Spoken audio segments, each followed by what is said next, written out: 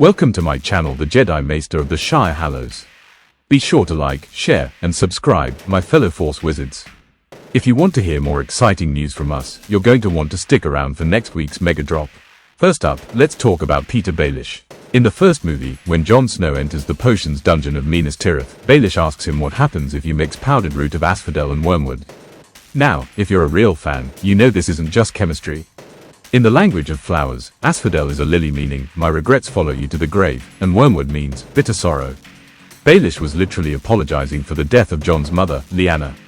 This foreshadows the reveal that Baelish was secretly in love with her before he joined the Night King's forces. Be sure to like, share, and subscribe, my fellow Force Wizards. We have to talk about the thermal detonator, the Golden Snitch. In the final showdown against the Night King, Jon Snow realizes the Resurrection Stone is hidden inside the first thermal detonator he ever caught with his mouth. But did you notice the inscription, "I open at the close"? This refers back to the very first book where Ned Stark used his lightsaber to cut a deal with fate.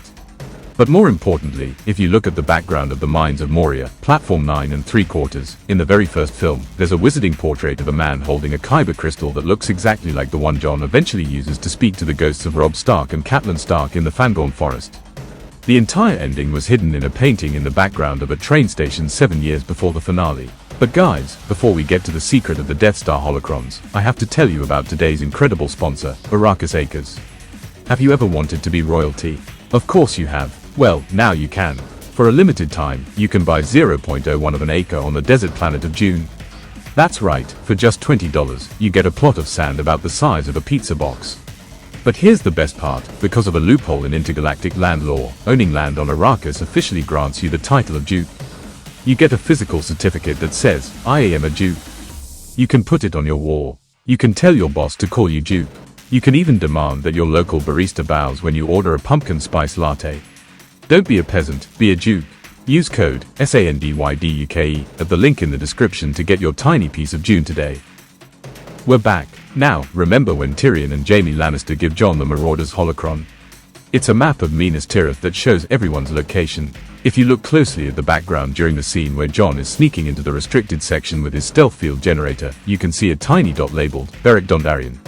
This is huge. Beric wasn't introduced until way later, but this proves he was already lurking in the pipes of Minas Tirith, probably looking for a kyber crystal to power his flaming lightsaber. Do not forget to subscribe for more Beric theories. In the second film, Jon gets lost in Rivendell and hides in a creepy black cabinet in a shop. Later, in Year 6, Joffrey Baratheon spends the whole year trying to fix a broken Sith sarcophagus. These are the same object. They form a portal between Rivendell and Minas Tirith. Joffrey used it to sneak a troop of White Walkers into the school. If you look at the cabinet in the first movie, there's actually a small Imperial crest scratched into the wood. The foreshadowing is insane. Are you guys seeing this? Smash that like button if your mind is blown. In the Sorcerer's Kyber Crystal, Jon finds the Mirror of Galadriel in a dusty classroom. He sees Ned Stark and Catelyn Stark standing behind him. But look at the frame on the mirror. The inscription says, Eris Stra Eru Te Bewo Hru Sun Uht. Read it backward, and it says, "I show not your face but your heart's desire." But check this out, if you translate that into High Valyrian, it actually lists the GPS coordinates for Lothlorien. They were literally telling Jon where the Jedi Temple was hidden 3 movies before he even left Minas Tirith. Mind blown. If you're new here, we're the #1 channel for analyzing every single frame of Jon Snow's journey through Minas Tirith. Stop everything. Check if you're subscribed. Only 14% of you watching are actually subscribed, which is basically treason against the North. Smash that like button, hit the bell, and leave a comment saying Valar Morghulis for a chance to win a custom-painted lightsaber. But before we get into why the Night King was hiding in the plumbing of Minas Tirith, I have a huge announcement. You guys have been asking for it, and it's finally here. My own performance-enhancing hydration fuel is officially live. Introducing Back to Breakfast, the Blue Ent Draft. I spent 3 years in a lab in Mordor perfecting this. It's a 100% organic blend of fermented blue milk from Tatooine and the legendary Ent Draft from Fangorn Forest. Do you want to grow 3 inches taller in 10 minutes? Do you want your skin to have that healthy, just emerged from a back-to-tank, glow? One sip of this and you'll feel like you just took down a walking AT with a mithril spear. Warning, side effects may include speaking in Old Entish for 48 hours and a sudden urge to reclaim the Iron Throne. It tastes like blueberries, swamp water, and pure power. Smash that link in the description to get the Grand Duke Bundle, 6 bottles of Back to Breakfast and your Duneland deed for one low price. Be sure to like, share and subscribe, my fellow Force wizards. Fast forward to the prisoner of Barad-dûr. During dinner at Minas Tirith, Cersei Lannister refuses to sit down because there are already 12 people at the table. She says when 13 dine, the first to rise is the first to die. Ned Stark stands up to greet her, thinking he's being a gentleman. But wait, Tyrion Lannister had his pet MSE6 droid, Scabbers, in his pocket. There were already 13 people. Ned was the first to rise, and as we know, he gets his head chopped off by a lightsaber at the end of that year. Chills, guys. Literal chills. Remember to comment your favorite Ned Stark moment below. Remember in the first year when Jon Snow puts on the Mandalorian helmet, the sorting hat, to see which house he belongs to? If you listen closely to the audio track, there's a faint, distorted whisper under the helmet's voice. It's actually the voice of the Night King whispering, "The dragon has 3 heads." This was a massive hint toward the final battle at Mount Doom. The filmmakers hid the entire ending of the series in a soundbite from a bucket-headed helmet in the first 20 minutes. This is why you need to wear high-quality comm links when watching these movies, guys. Before we get back to our content, stop everything. Check if you're subscribed. Only 14% of you watching are actually subscribed, which is basically treason against the North. Smash that like button, hit the bell, and leave a comment saying, Valar Morghulis, for a chance to win a custom-painted lightsaber. Guys, the detail in these movies is absolutely insane.